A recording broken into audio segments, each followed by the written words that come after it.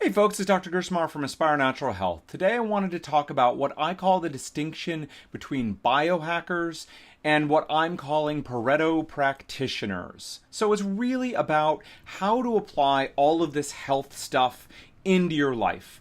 Now, the bad thing that we've talked about before is that conventional medicine disempowers people. Right? So we're made to feel that we have very little control over our health and our disease, that it mostly comes down to genetics and good or bad luck, or how can we intervene. So big technological interventions, everything from drugs and surgery to out there on the horizon, genetic manipulation and nanobots and all this stuff. But us as individuals, we have very little power or control. And that's the negative side. But the positive, because everything has positives and negatives, the positive is that it absolves us of responsibility. Look, if I don't really have any control over my life, then it doesn't really matter what I do. If I get sick, not my fault. If I'm healthy, not because of anything good that I did.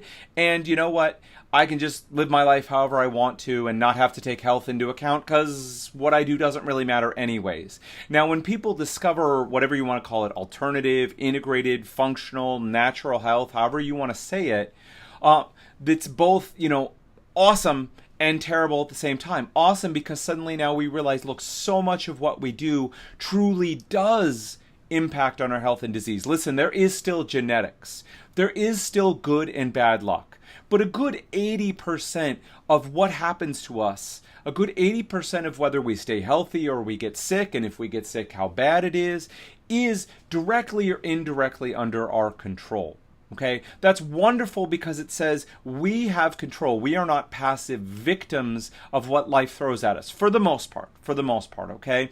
But the bad side is that can bring up a lot of guilt, a lot of pressure, a lot of frustration. Right? And now we have this group called biohackers. If you've never heard about it, biohackers. So hacking, most people have heard about computers. In the past number of years, hacking has gotten a negative reputation. These are people who break into computers to steal things, steal people's identities, steal money, mess things up, and cause problems. Now, that's the most recent definition of hacking that most people know. But hacking, that word came into usage a lot earlier and had a much more innocent meaning originally. And this was people who like to take things apart. So the proverbial person who, wanted to take the TV apart because they wanted to figure out how it worked, essentially, was a hacker. The people who wanted to see if they could find a way to make the early computers do stuff that they weren't necessarily built for. So it was built to do this, but can I repurpose it to do this other thing? These were the early hackers, or the people who would want to break into computers to figure out how it worked and to see if they could do it, but there wasn't really the malicious intent to break things, to steal things, or to necessarily make money off of it. So hacking used to be about how can I figure out how something works and then use that knowledge to make it do the thing that I wanted to. Okay?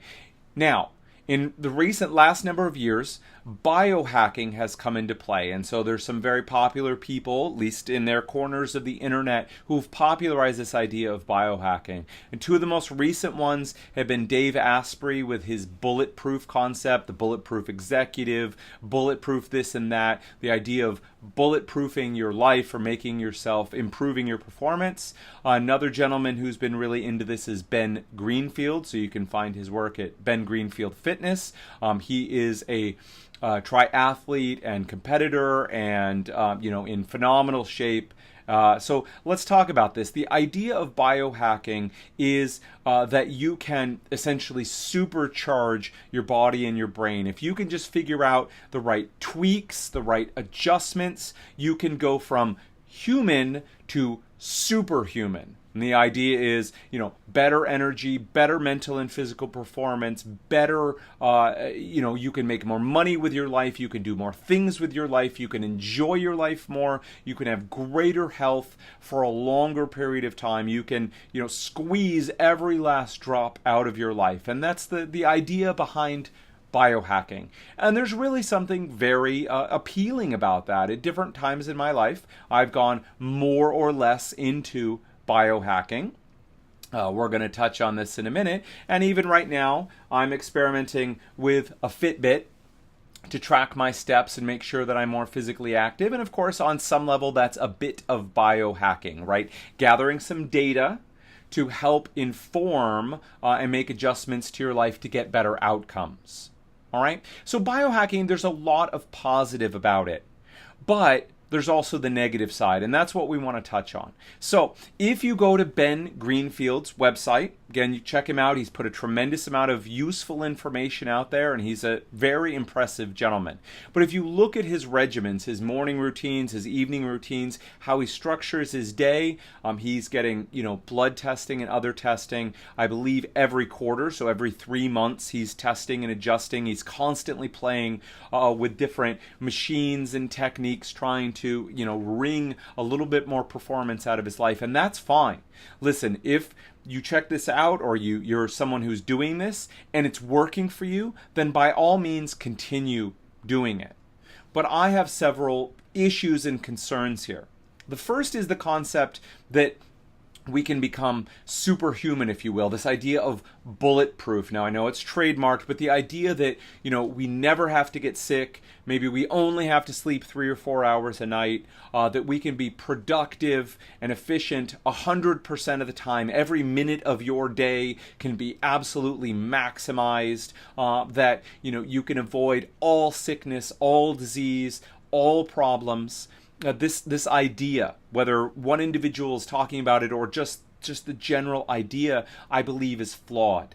And I wish it were true, right? I wish I could throw on my Superman cape and be bulletproof, leap over tall buildings, and never, ever, ever get sick while I live to be 700 years old. Like, that'd be stellar, but it's unrealistic. Right now, at least, maybe some super technologies coming in the future, and that'll be possible. But the world we live in right now, that is not possible. So I believe that if we have to be careful about our if you're going to go down the biohacking rabbit hole here and really get into it, we have to be very careful about our expectations. We are all human beings. It is impossible to be productive and useful 100% of the time. We know, for example, sleeping, many people view it as a waste of time and wish, hey, if I just didn't have to sleep, that'd be awesome. That'd be like 4 more, 6 more, 8 more hours a day that I could be super productive and get stuff done that I'm wasting sleeping. But unfortunately, that's a wrong view of sleeping. Sleeping is the rest, recuperation, rejuvenation, and rebuilding time. So when you are sleeping, your body and brain are rejuvenating themselves and rebuilding themselves. And when we cheat ourselves out of sleeping, we're cheating ourselves of that rejuvenation and that rebuilding time. So it's one thing to think, well, awesome, I don't have to just lay there unconscious for another few hours. Then all these tricks and tips and hacks sound like a great idea. But when you realize that it's rebuilding and rejuvenating time, we have to be a little bit more careful about cutting out our sleep. Now, there's some thought, hey, can we, make each minute of sleeping more efficient so I can get in that 8 hours of rebuilding and recovering in 4 hours? And the answer is, well, maybe, but I haven't seen any data to suggest that it's a really good idea. Okay? So one is my problems with biohacking. One is if we have unrealistic expectations set about what we can do with it. So becoming superhuman, I'm sorry, not possible. Becoming the best version of ourselves with realistic expectations, possible.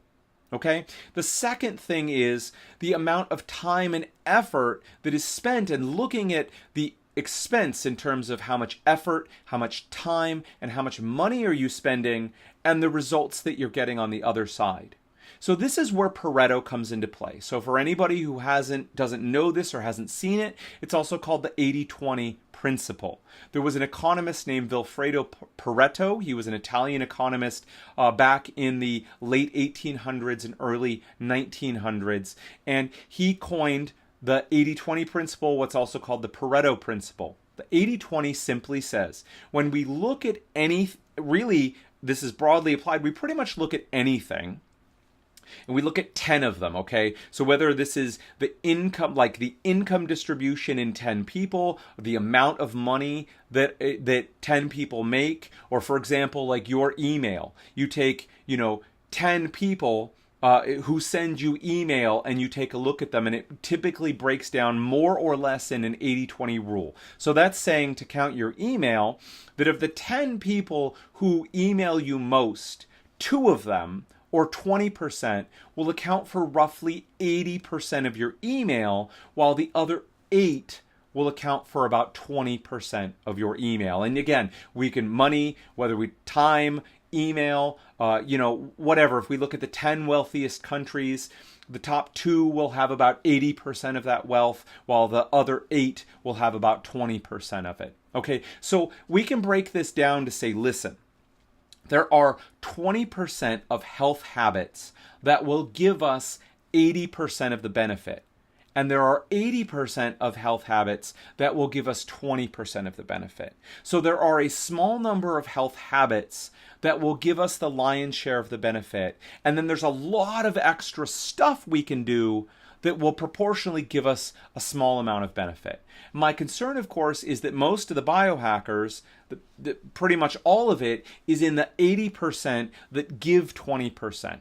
And that, again, if that works for you, that's fine. But what that means is there are a small number of things that give you the lion's share of the benefit. Then if you want more, there's a lot of stuff in terms of time, in terms of effort, in terms of money that you are doing to get that additional benefit.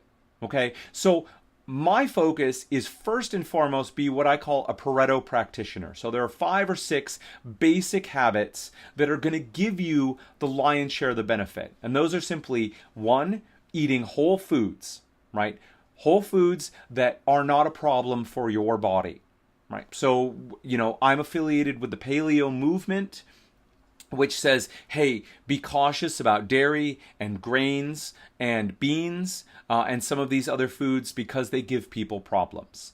And that's a good starting place, but fundamentally, it's important that you as an individual find the foods that work for you. So if you eat dairy and have absolutely no problem with it, or grains or beans or really anything else, and it really works for you, then I recommend that you eat it.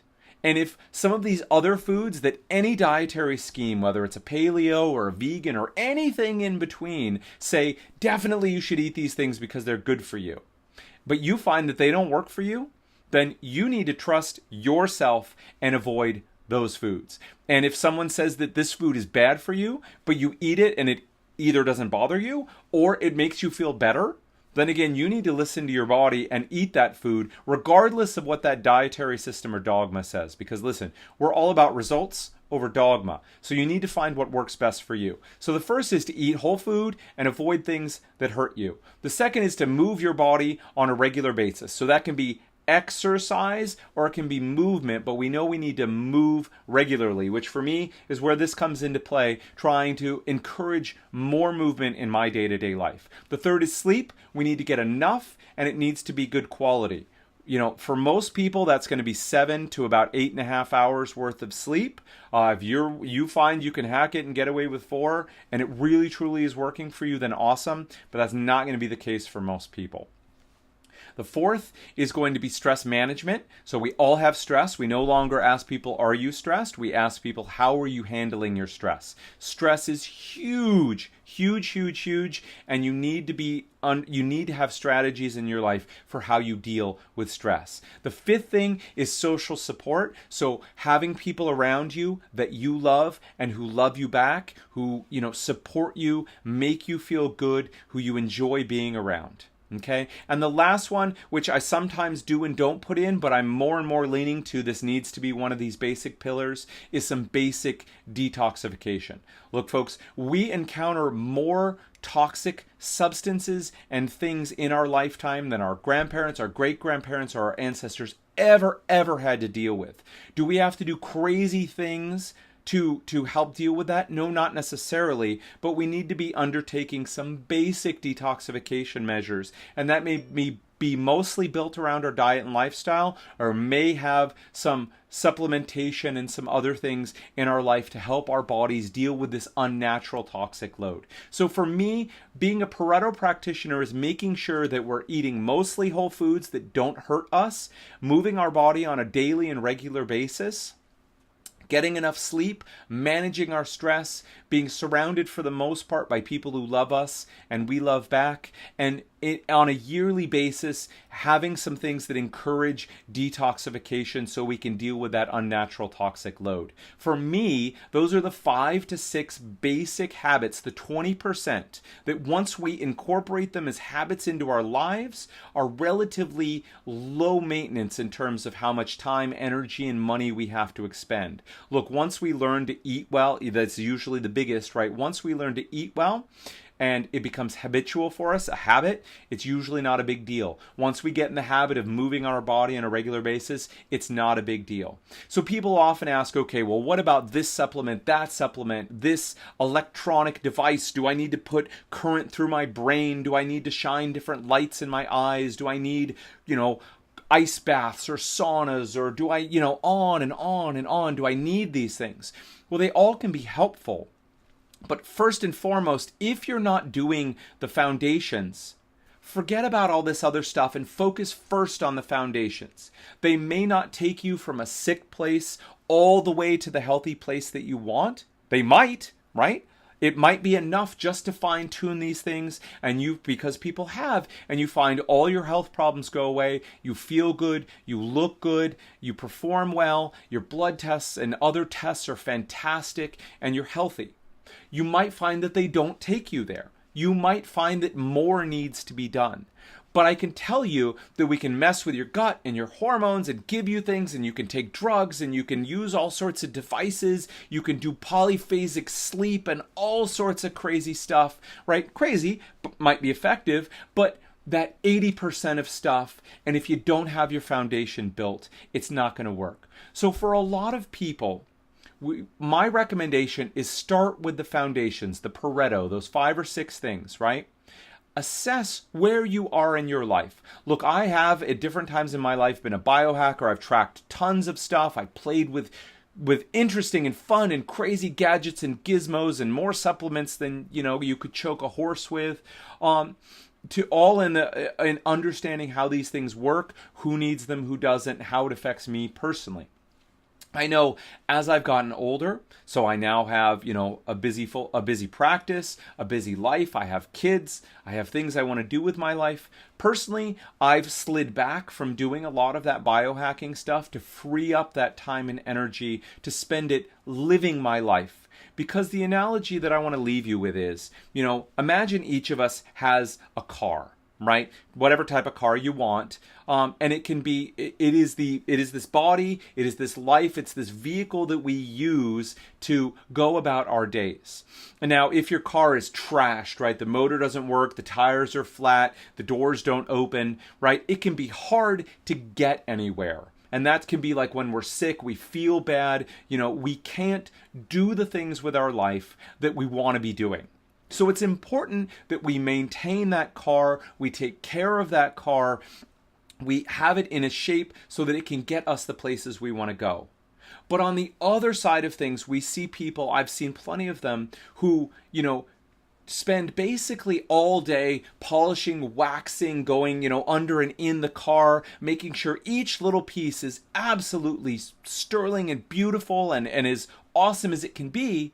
But at the end of the day, they don't take that car and actually drive it anywhere. So we talk about fixing up your body and your brain and getting everything working right. So again, you feel good, look good, perform well, and all the predictive tests that tell us how things are going look good. So you are a healthy human being. But then our recommendation is get out of here. Go and live your life. Do the things you want to do. The reason that you're here. Make your life meaningful and help other people. Right? And my concern with a lot of the biohackers is I see that, they're spending 23 hours out of every day trying to squeeze those last few drops out of their life. But my question is, are you using it well? All right? So if you are, more power to you. If what you're doing is working for you, keep doing it. But if you've heard this term and you're looking into it and it's so exciting and it's sexy and it's neat, and that's all fine. But understand that supplements and all these nifty devices and all these little tricks and hacks and other things are all the 80% that's focused on ultimately getting you 20% of benefit. Now, again, if you're sick, you may need to do a lot of these things in order to get healthy. But if you are healthy, you should not need to do all of these things to feel reasonably well, to get the 80% out of life. Then it's really about questioning, is that 80% of effort, time, energy, money spent on getting a proportionally smaller amount of benefit, is it worth it for you?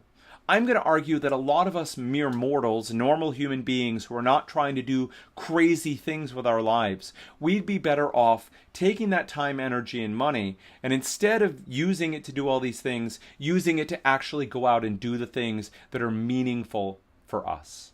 All right, so I encourage most people to be skeptical about biohacking, use it if you want to, but really focus first and foremost on being a Pareto practitioner, taking care that you eat mostly good food, that whole food that doesn't hurt you, move your body on a regular basis, get enough sleep, manage your stress, surround yourself with people who love you and you love, and make sure there's some good detoxification in your life to deal with that unnatural toxic burden we all have. All right, until next time, Dr. Tim Gerstmar with Aspire Natural Health. So we focus on helping people with gut issues, autoimmune diseases, and other hard-to-treat cases. We never give up on people. We're always striving to learn more and do better. Please check us out at www.aspirenaturalhealth.com, at Facebook, facebook.com/aspirenaturalhealth. All right, folks, until we talk again next time, take care.